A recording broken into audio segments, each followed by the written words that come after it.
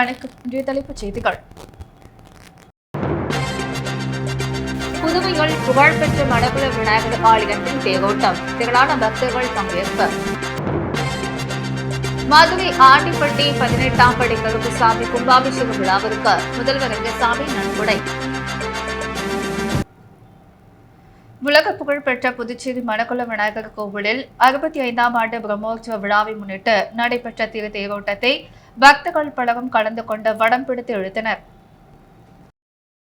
உலக புகழ்பெற்ற ஸ்ரீ மணக்குள விநாயகர் கோவிலின் 65ஆம் ஆண்டு பிரம்மோற்சவ விழா கடந்த 29ஆம் தேதி கொடியேற்றத்துடன் தொடங்கி நடைபெற்று வருகிறது. தினந்தோறும் மணக்குள விநாயகருக்கு பல்வேறு வாகன அலங்காரத்தில் திருவீதி உலா நடைபெற்று வருகிறது. பிரம்மோற்சவ விழாவில் முக்கிய நிகழ்வான திருக்கல்யாண வைபவம் கடந்த 2ஆம் தேதி நடைபெற்றது. பிரம்மோற்சவ விழாவின் தொடர்ச்சியாக தேரோட்டம் விழா இன்று காலை நடைபெற்றது. அலங்கரிக்கப்பட்ட மணக்குள விநாயகர் உட்புறப்பாடு கொண்டு வரப்பட்ட திருத்தேரில் வைத்த திருத்தேரோட்டம் நடைபெற்றது. இதில் 100க்கும் மேற்பட்ட பக்தர்கள் கலந்து கொண்ட திருத்தேரினை வடம் பிடித்து இழுத்தனர். திருத்தேரானது முக்கிய வீதிகள் வழியாக மீண்டும் கோவிலை வந்தடைந்தது. இதில் ஏராளமான பக்தர்கள் பங்கேற்று மணக்குள விநாயகரை வழிபட்டு சென்றனர். மதுரை மாவட்டம் ஆண்டிப்பட்டி கிராமத்தில் ஸ்ரீ அழகுமலையான், ஸ்ரீ திம்மையக்கம்மாள், ஸ்ரீ திருமலையம்மாள், ஸ்ரீ 18ஆம் படி கருப்புசாமி கும்பாபிஷேக விழாவிற்கு புதுச்சேரி முதல்வர் ரங்கசாமி நன்கொடை வழங்கினார். புதுச்சேரி உருளையன்பேட்டை என்ஆர் காங்கிரஸ் தொகுதி செயலாளர் தாமோதரன் உறவினரின் சொந்த ஊரான மதுரை மாவட்டம் உசிலம்பட்டி தாலுகா ஆண்டிப்பட்டி கிராமத்தில் ஸ்ரீ அழகுமலையான், ஸ்ரீ திம்மக்கல்லம்மாள், ஸ்ரீ திருமலையம்மாள், ஸ்ரீ 18ஆம் படி கருப்புசாமி ஆலய மகா கும்பாபிஷேக விழா சிறப்பாக நடைபெற்றது. இந்த கோவில் பொது நிகழ்ச்சிகளில் பாண்டிச்சேரி முதல்வர் ரங்கசாமி கோவில் திருப்பணிக்கு நன்கொடை வழங்கினர். மற்றும் விழாவில் மதுரை மாவட்டம் உசிலம்பட்டி தாலுகா தமிழக சட்டமன்ற உறுப்பினர் ஐயப்பன் உள்ளிட்ட திரளான பக்தர்கள் பல கலந்து கொண்டனர்.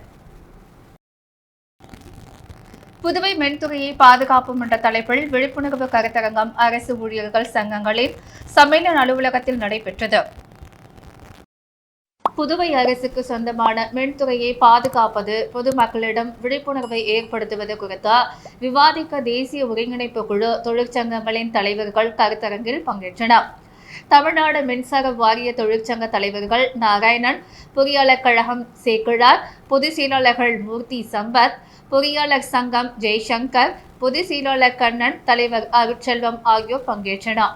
புதுவை மின்துறை தனியார் மய எதிர்ப்பு போராட்ட குழு தனிகாச்சலம் தலைமை வகித்தார்.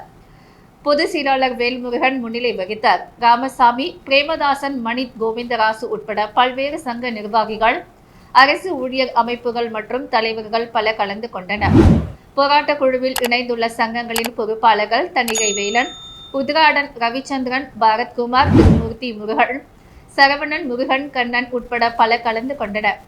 கூட்டத்தில் போராட்டம் நடத்துவது, விழிப்புணர்வு நிகழ்ச்சிகள் நடத்துவது விவாதிக்கப்பட்டது. முடிவில் பொருளாளர் செந்தில்குமார் நன்றி கூறினார். மீன்வளம் மற்றும் மீனவர் நலத்துறை சார்பில் அரியாங்குப்பம் தொகுதியைச் சேர்ந்த மீனவர்களுக்கு ஓய்வூதியம் பெறுவதற்கான ஆணையினை சட்டமன்ற உறுப்பினர் பாஸ்கர் வழங்கினார். புதுச்சேரி அரசு மீன்வளம் மற்றும் மீன்வள நலத்துறை சார்பில் 60 வயதிற்கும் மேற்பட்ட மீனவர்களுக்கு மாதந்தோறும் 2500 ரூபாய் ஓய்வூதியம் வழங்கப்பட்டு வருகிறது. அதன்படி நேற்று அரியாங்குப்பம் சட்டமன்ற தொகுதிக்குட்பட்ட வீராம்பட்டினம், தேங்காய் திட்டு உள்ளிட்ட பகுதிகளைச் சேர்ந்த 7 நபர்களுக்கு மீன்வளம் மற்றும் மீனவர் நலத்துறை சார்பில் புதியதாக மாதந்தோறும் ஓய்வூதியம் பெறுவதற்கான ஆணையினை சட்டமன்ற உறுப்பினர் பாஸ்கர் என்கிற தட்சிணாமூர்த்தி பயனாளிகளுக்கு வழங்கினார். இத்தொகையானது ஒவ்வொரு மாதமும் அவரவர் வங்கி கணக்கில் நேரடியாக செலுத்தப்படும் என்பதனையும் தெரிவித்தார். தொடர்ந்து துணை தாசில்தார் பணிக்கான நேர்முக தேர்வில் தேர்ச்சி பெற்று பொறுப்பேற்ற அரியாங்குப்பம் தொகுதியைச் சேர்ந்த கனிமொழி மற்றும் விஜயவல்லி ஆகியோரை சட்டமன்ற உறுப்பினர் பாஸ்கர் என்கிற தட்சிணாமூர்த்தி சால்வை அணிவித்து வாழ்த்து கூறி பாராட்டு தெரிவித்தார். மேலும் இந்நிகழ்ச்சியில் மீன்வளத்துறை அதிகாரிகள், என்ஆர் காங்கிரஸ் கட்சி நிர்வாகிகள், பொதுமக்கள் பலர் உடனிருந்தனர். புதுச்சேரி ராஜ்பவன் தொகுதி கூட்டா வாழைக்குளம் பகுதியில் உள்ள அடுக்குமாடி குடியிருப்பு புதிய மோட்டார் பாஜக தலைவர் VP ராமலிங்கம் பயன்பாட்டிற்கு அர்ப்பணித்தார்.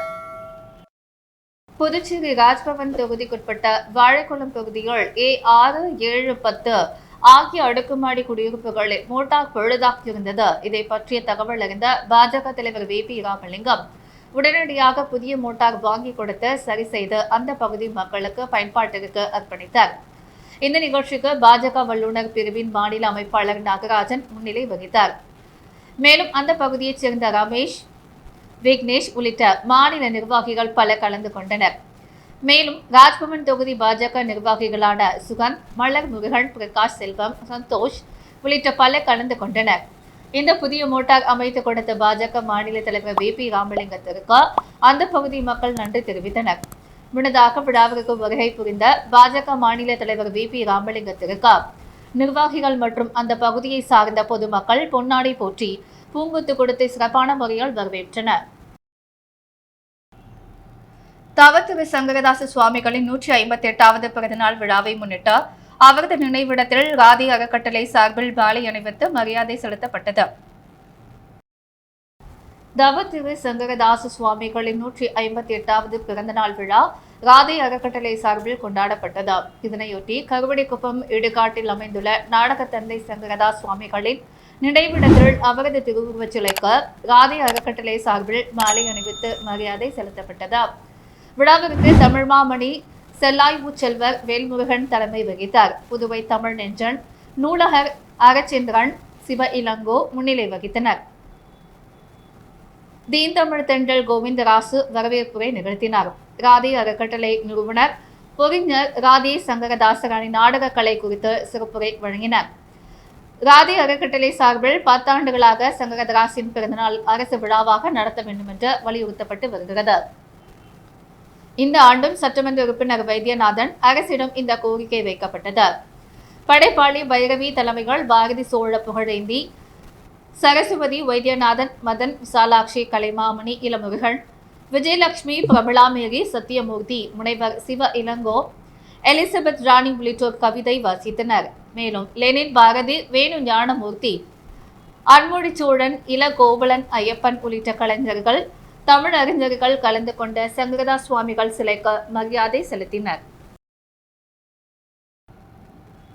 புதுச்சேரியில் ஃப்ரேம்டு தாய்ட்ஸ் எனும் ஓவிய கண்காட்சி தொடக்க விழா நடைபெற்றது. இதில் கலைஞர் பலரும் பங்கேற்று சிறப்பித்தனர். புதுச்சேரி ஆளுநர் மாளிகை அருகே உள்ள காண்டிரம்பரி கலைக்கூடத்தில் ஃப்ரேம்டு தாய்ட்ஸ் என்னும் ஓவிய கண்காட்சி தொடங்கியது. இதன் தொடக்க விழாவில் தமிழ்நாடு டாக்டர் ஜே. ஜெயலலிதா இசை மற்றும் நுண்கலை பல்கலைக்கழகத்தின் முன்னாள் தேர்வு கட்டுப்பாளர் டாக்டர் சக்திவேல் கண்காட்சியை திறந்து வைத்தார். இக்கண்காட்சி நவீன ஓவியங்கள் பிரிவில் மறுமலர்ச்சி ஓவியங்கள், புதிய யுக்திகளுடன் கூடிய கலை படைப்புகளும், மரபு வழி ஓவியங்களும், உயிர் ஓவியங்களும் காட்சிப்படுத்தப்பட்டுள்ளது. விழாவில் புதுச்சேரியின் மூத்த ஓவியர் கலைமாமணி கந்தப்பன் வரவேற்புரை வழங்கினார். பின்னர் விருந்தினர்கள் அனைவருக்கும் சிறப்புரையாற்ற கண்காட்சிக்கான செருக்கீடு வெளியிடப்பட்டது. புதுச்சேரியின் மூத்த மற்றும் பிரபல கலைஞர்கள் பத்மஸ்ரீ முனுசாமி, கலைமாமணி சுகுமாரன், கலைமாமணி அன்பழகன் ஆகியோர் இலைக்கலைஞர்கள், பாரதியார் பல்கலைக்கழக மாணவர்கள், அயல்நாட்டு சுற்றுலா பயணிகள் மற்றும் ஊடக நண்பர்களும் கலந்து கொண்ட நிகழ்ச்சியை சிறப்பித்தனர். பங்கேற்ற கலைஞர்களில் முனைவர் தர்மலிங்கம் மற்றும் சுஜாதா சங்கர் நன்றி உரை வழங்கினர். இறுதியாக கலந்து கொண்ட அனைவருக்கும் சிற்றுண்டி மற்றும் தேநீர் விருந்து அளிக்கப்பட்டது. இந்த கண்காட்சியில் பாஸ்கர், கந்தப்பன், தீபக, தர்மலிங்கம், கார்த்திக், லலிதா லட்சுமி, மோகன், ஓவியா, ராஜேந்திரன், ரேகா, ரிதி, திரிபாதி, சசிகுமார், சுதா, சுஜாதா சங்கர், தமிழ் செல்வன், வசந்தகுமார் ஆகியோர் பங்கேற்ற ஃப்ரேம்டு தாய்ட்ஸ் எனும் தலைப்பில் பல்வேறு கலைஞர்களின் சிந்தனைகளை ஓவியங்களாக வெளிப்படுத்தினர். இந்த கண்காட்சி செப்டம்பர் 11ஆம் தேதி வரை தினமும் காலை 10 மணி முதல் இரவு 8 மணி வரை பார்வையாளர்களுக்கு திறந்திருக்கும். புதுச்சேரி முத்தியால்பட்டி ஸ்ரீ லட்சுமி ஹயகிரீவர் பெருமாள் திருக்கோவிலின் பிரம்மோற்சவ விழாவையொட்டி ஹயகிரீவர் பெருமாள் திருக்கல்யாணம் வைபவம் நடைபெற்றது. இதில் பக்தர்கள் பலரும் கலந்து கொண்டு பெருமானை வழிபட்டு சென்றனர். புதுச்சேரி முத்தியால்பேட்டை ராமகிருஷ்ணா நகர் பகுதிகள் அமைந்துள்ள ஸ்ரீ லட்சுமி ஹயகிரீவர் திருக்கோவிலில் இந்த திருக்கோவிலில் எழுந்தருளியுள்ள ஸ்ரீ லட்சுமி ஹயகிரீவர் பெருமாளுக்கு 54வது பிரம்மோற்சவ விழா 28ஆம் தேதி கொடியேற்றத்துடன் தொடங்கியது. இதனைத் தொடர்ந்து தினம்தோறும் ஹயகிரீவர் பல்வேறு வாகன சேவைகள் பக்தர்களுக்கு காட்சியளித்தார். இதன் ஒரு பகுதியாக திருக்கல்யாணம் வைபவம் நடைபெற்றது.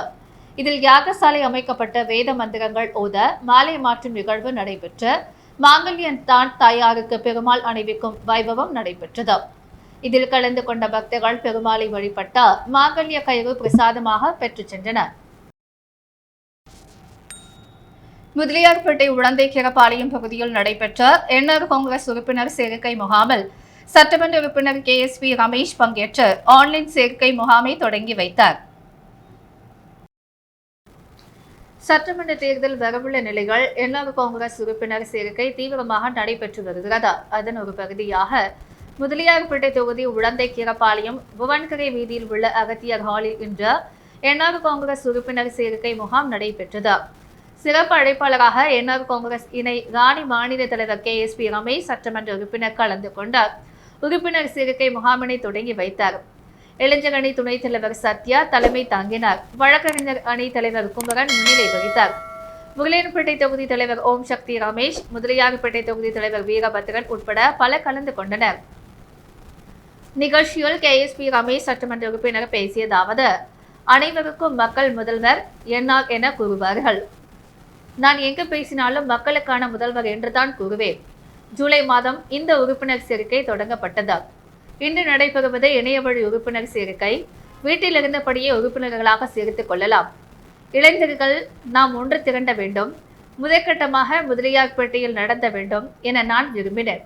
கட்சி பாகுபாடு இல்லாமல் அனைவருக்கும் திட்டங்களை செய்து தருபவர் நம் முதல்வர்.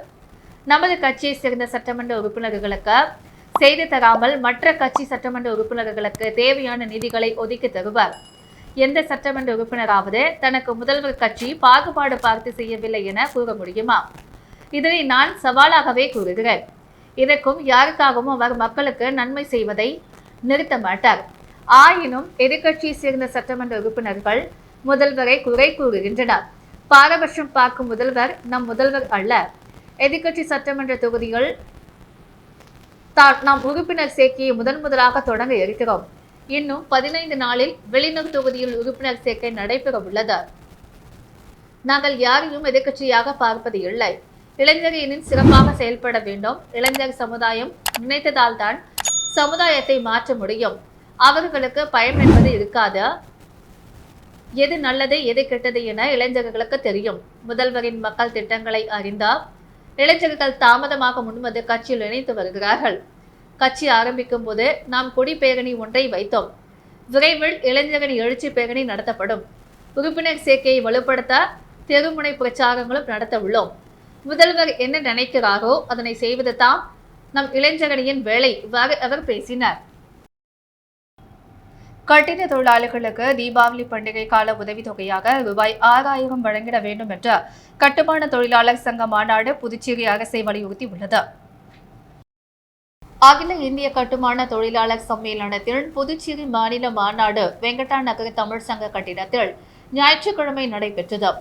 இம்மாநாட்டிற்கு சங்கத்தின் புதுச்சேரி மாநில தலைவர் கலியன் தலைமை தாங்கினார். மாநாட்டு கொடியை சங்கத்தின் மூத்த உறுப்பினர் ஜெகதீசன் ஏற்றி வைத்தார். CITU புதுச்சேரி மாநில பொதுச் செயலாளர் சீனிவாசன் மாநாட்டை துவக்கி வைத்து பேசினார். மாநில துணைத் தலைவர் கொளஞ்சியப்பன் மாநாட்டை வாழ்த்தி பேசினார்.